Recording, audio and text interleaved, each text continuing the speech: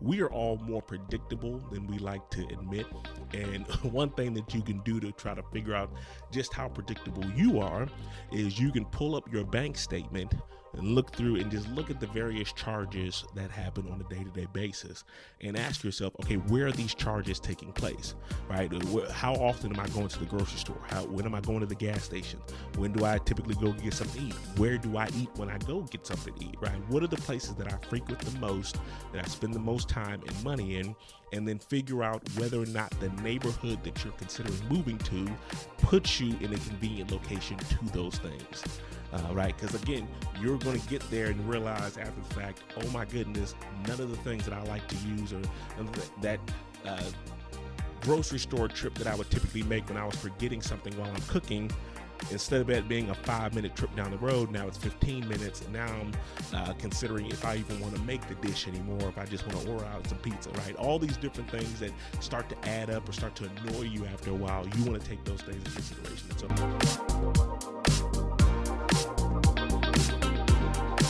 welcome to the Home Goals Podcast, the ultimate guide for turning your home goals into a reality. I'm your host, Derek Thornton. Join us as we navigate the twists and turns of obtaining a home. We'll be offering expert tips, helping you avoid pitfalls, and championing your journey towards that cherished place to call home. In this week's episode, we'll be discussing how to choose the right neighborhood. It's a question that has many different layers to it, and there's many different things that a lot of people may not even really consider until they start to get really into their home search hunt. You know, you may know the area, the general area that you want to live in, but you may not have really parsed it down to the particular neighborhoods that you want to focus on. And when you find that great house that looks like a wonderful option for you, and you're trying to figure out, okay, what else about the surrounding area do I need to keep in mind? This becomes a very important question that you need to answer. There's a lot of things that go into how to choose the right neighborhood. The most important thing, more than anything else, is that you need to make sure it's the right neighborhood for you. And what I mean by that is many cases people will look to friends, family, relatives to kind of get their take on neighborhoods and different communities and different areas. And while that's great and important for you to do, I never want you to get into the mindset that what is great for someone else or the right fit for someone else is automatically going to be the case for you, right? These are things and decisions that you need to be making on your own with that knowledge in mind, but still making it for what is best for you. What do you want to have in your neighborhood? What are things that are important to you? What are things that speak to you, that stick out to you, that you want to have? Because again, you're going to be living in this place, right? This is going to be a place that you come to on a regular basis. You're living in their community. You're shopping here. You go do different events. You might take walks. Your home plays a huge factor in your day-to-day life, and you don't want to make that decision of where that is based on someone else's opinion, right? And so you really need to be figuring out how to determine what the neighborhood needs to have or what is the best options for it to have in order for it to meet your needs. That's first and foremost. And so we'll discuss several different things. Some of them are more on the emotional side of things. Some may be on the more practical side of the economical side of things. But these are all considerations that you need to keep in mind when you're going through your home search. Every neighborhood has its own kind of vibe and feel and different things that may change the complete makeup of that based on where you're looking, right? And so you want to make sure you treat it on a case-by-case basis. Don't just make a blanket assumption on an entire area based on one neighborhood, right? There could be completely different vibes and feels for two neighborhoods right across the street from one another, right? And so you're trying to figure out in the midst of your home search, which one of these places works best for you. There are some of you who may be listening who are thinking to yourself, I have zero desire to live in a neighborhood. I would like to be as far away from a neighborhood as possible. I want no HOAs. I want no part of that. I want as much land as possible. I don't want to be near any people whatsoever. Completely fine. More power to you. There's a whole list of pros and cons that go along with that as well. That's another episode for another day. We're going to focus on finding the right neighborhoods and the best communities for the people who like to live in those areas, or the house that they want that's going to offer them the best options or the best resources of what they have. Remember, you're never going to get everything you want in a home, but like I said, if we can figure out what places work best for you and offer the most of what you need, that's what we're going to try to do. So the first thing is you want to look at just the general location and how that matches up with what your needs are, as well as your commute time, right, too. And so if you're someone who's going to be needing to drive into work or go to a certain area, or you may know like, hey, I'm going to be going to this place a ton, or I'm going to be frequenting this church or something like that, whatever it may be, you want to first figure out what that location is going to be like, and don't just trust a Google Maps search in trying to figure that out, right? Nothing beats driving it for yourself, right? And so if you're considering certain neighborhoods or certain areas, take an afternoon, go out, get in the car, and just get lost in some cases, right? Go out and drive in these areas and just figure out what offers the best commute times, right? You may figure out that, hey, I love this particular area, this neighborhood, but that commute time is longer than I thought, right? Or when I was doing the Google Maps search on like how long it would take, I wasn't really factoring in the time of day that I would typically be making this drive, right? And it's really crazy, right? I've seen some people put a home completely off of their list because just getting out of the neighborhood at certain times of day was so unbelievably difficult that they're like, I don't want to deal with that headache, right? It seems like a small thing to kind of have, but it definitely builds. Again, this is where you're going to be spending a lot of your time, right? And so it makes sense that you want to make sure that you find something as convenient and as efficient as you possibly can, right? And so figuring out what that commute is going to look like for you, and then more importantly, what other amenities or stores or things that are important to you in that surrounding area, right? If you need drugstores, if you need a grocery store, if you need gas, right? What's the nearest gas station? Are you going to have to drive 10 minutes to get to the nearest gas station if you're low on gas? All these different things that you would not typically take in mind. And one thing that you could do, remember I talked about this in a prior episode, but we are all more predictable than we like to admit. And one thing that you can do to try to figure out just how predictable you are is you can pull up your bank statement and look through and just look at the various charges that happen on a day-to-day basis and ask yourself, okay, where are these charges taking place, right? How often am I going to the grocery store? When am I going to the gas station? When do I typically go get something to eat? Where do I eat when I go get something to eat, right? What are the places that I frequent the most, that I spend the most time and money in, and then figure out whether or not the neighborhood that you're considering moving to puts you in a convenient location to those things, right? Because again, you're going to get there and realize after the fact, oh my goodness, none of the things that I like to use, or that grocery store trip that I would typically make when I was forgetting something while I'm cooking, instead of it being a 5-minute trip down the road, now it's 15 minutes. Now I'm considering if I even want to make the dish anymore, or if I just want to order out some pizza, right? All these different things that start to add up or start to annoy you after a while, you want to take those things into consideration. And so just from a personal preference standpoint, what do you want your commute time to look like, and what do you want to be in that surrounding area for that neighborhood? That's the first focus. Next up is the schools, right? Now, this may not be important to everyone, but if you have kids and you want to be there, that is something that you're going to need to take into consideration. And even if you don't have kids, I would still focus on what is in the area, because when you go to sell that home, there is a possibility that the person who's buying it may be interested in the schools, right? And so even if you have zero interest whatsoever in the schools that are in that area, you should still pay some attention to it, because that could play a factor later on when you go to sell, right? And so look to see how the schools are performing, what options are nearby, right? Like I said, if it's an area or that has maybe public schools, private schools, charter schools, year-round schools, look at see what all the different options are. If there's daycares, preschools nearby, all those different things, see what they are, see their reputation in the area, and kind of pay attention to see if that's something that you like. One thing, and I'm always a huge proponent of this, is that I would never ever tell you to, especially in our area, pick a neighborhood based on the public school that it's zoned for, because in our area we have situations where every now and then, because we're growing so fast, there are situations where schools may be capped and they're no longer accepting students and sending them to a different location, or there are situations too where a neighborhood may be rezoned, right? And so where it was zoned for a particular school, where it said, hey, everyone who lives in this area has to go to this school, but they redraw the line several years down the road, and now it's switching. And so now you may have bought that house thinking that, oh, my kids will definitely be able to go to that school, and then find out after the fact that the neighborhoods are now being redrawn and they're being sent to a different school, right? My wife's from Nebraska, and for out there,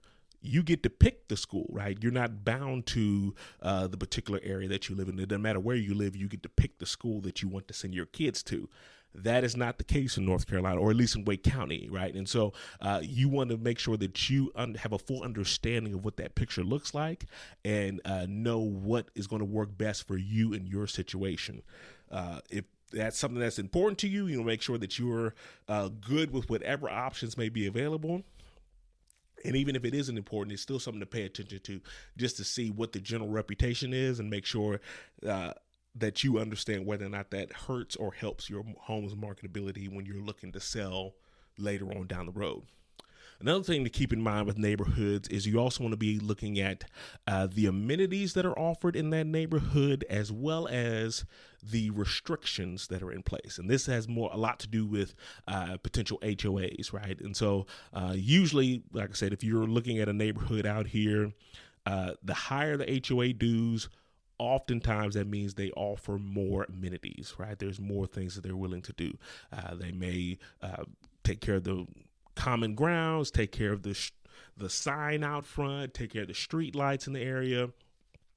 If there's a pool or clubhouse amenities, they may be offered as well, and they may be a little bit higher. And so the upside to having higher HOA dues is that you usually get something for paying those additional funds, right? But all of those, there's key things that can make your neighborhood better, right? There's been a lot of situations in the past where I've had clients who really wanted the space to be able to put a pool in, and we couldn't find a property that was the right fit, but the neighborhood that they looked in offered a community pool that was everything they could have wanted and more, and they were fine giving up that option of having it in their backyard if it meant that they got to have this really nice one that was a part of the neighborhood community, right? And so all those things are things that you want to take into consideration, what things you want to be nearby. And then not only, when I say amenities, I'm not just necessarily talking about what's inside or part of that neighborhood's dues or anything like that, but I'm also talking about things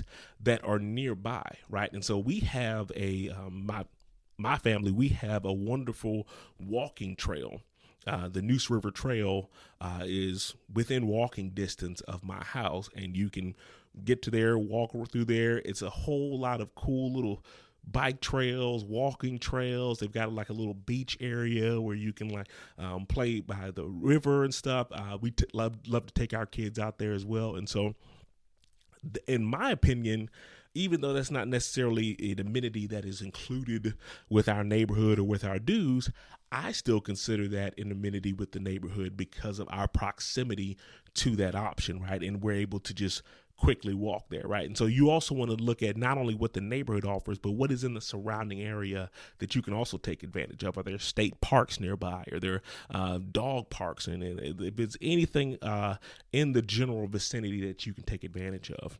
And then when it comes to restrictions, you also want to look to see what type of not only city restrictions and ordinances, but what the neighborhood has restricted you to, right? Restrictions can be a double-edged sword, right? They can keep you from living in a neighborhood where you have neighbors who have their cars parked all in the driveway, like at Sanford and Son, or they got the house painted Pepto-Bismol pink. They can keep you from a lot of things that would become an eyesore. But on the flip side of things, they can also put you in a situation where you are not able to fully enjoy the house the way that you want to, right? Or do all the things, right? You got to get permission for the type of fence you want to put in, or you got to get permission to paint in certain cases, or make changes to the exterior of the home, right? All these different things are items that you want to keep in mind, and you want to understand what those restrictions are in that neighborhood.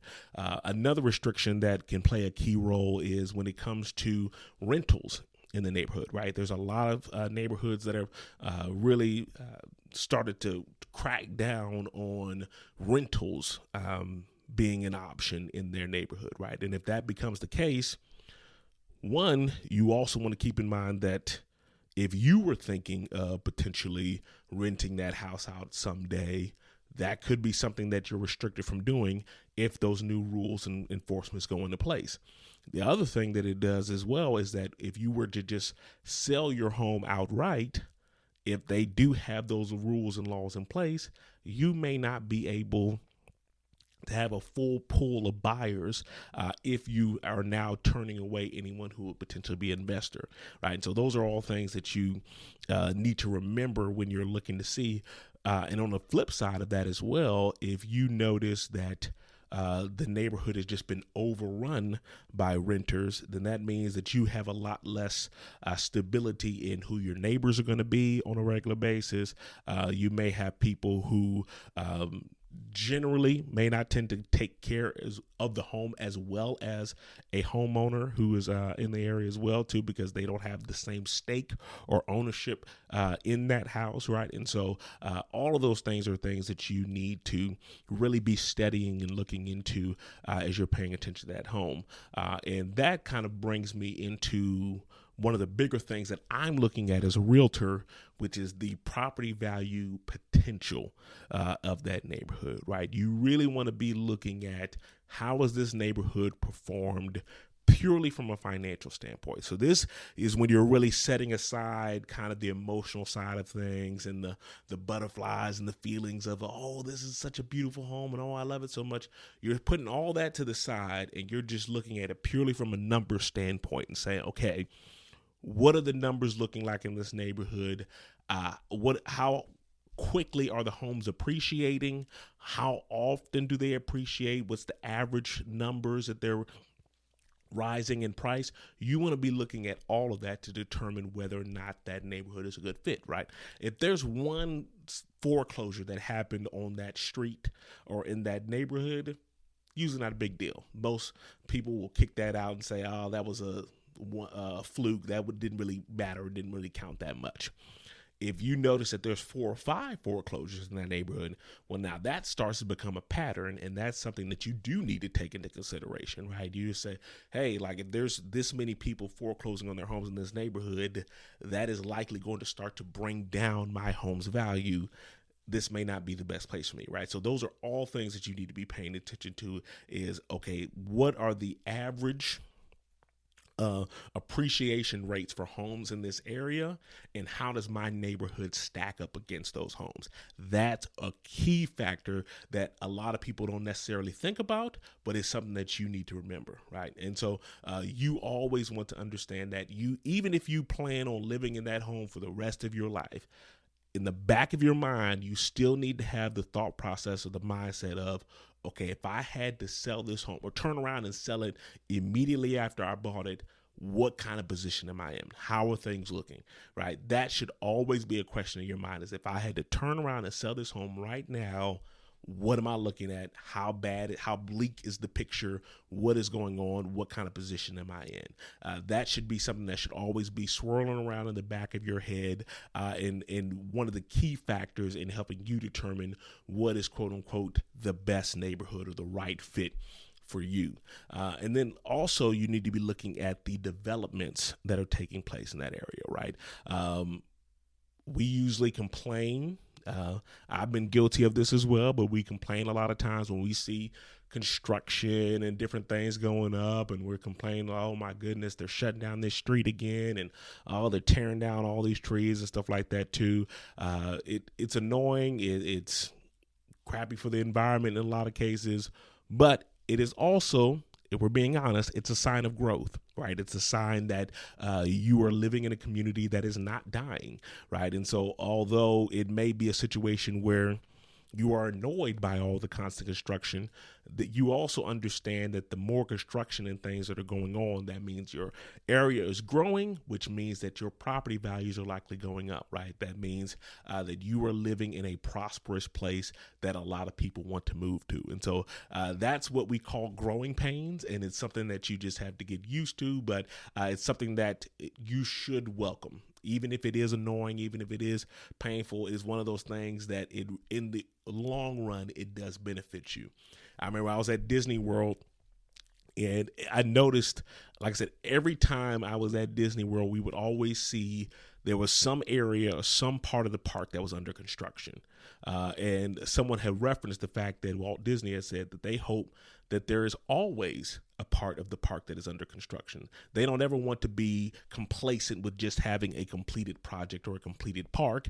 They want something to always be changing, to always be growing, because that means that they're continuing to improve, right? And that's the same way that we need to kind of look at our communities, right? We need to always be thinking about the growth, thinking about the ways that we can make sure that our communities are alive and thriving, and not getting to a situation or a standpoint where it could be an undesirable place to live. Because again, at the end of the day, this is a huge decision and an investment in your life, and you want to make sure that you have chosen a place that is going to thrive and not going to put you in a bind later on if you ever needed to sell. And so all of those things and more, just things that you really need to keep in mind as you're going through the process of figuring out the right neighborhood.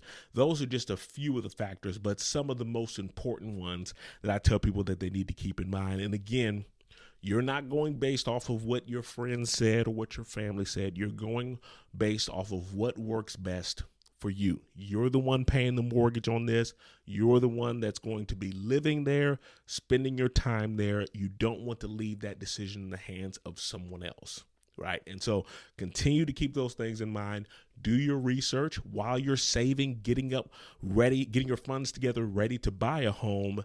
That's a great time for you to just do research on homes in the area. Like I said, drive around, get lost, find different areas and different markets and places that you've never been to or never discovered. I can't tell you how many times I meet people who live in Raleigh but have never been to Chapel Hill, or who live in Wake Forest but have never set foot in Cary, right? You want to make sure that you have a full grasp and understanding of the entire area.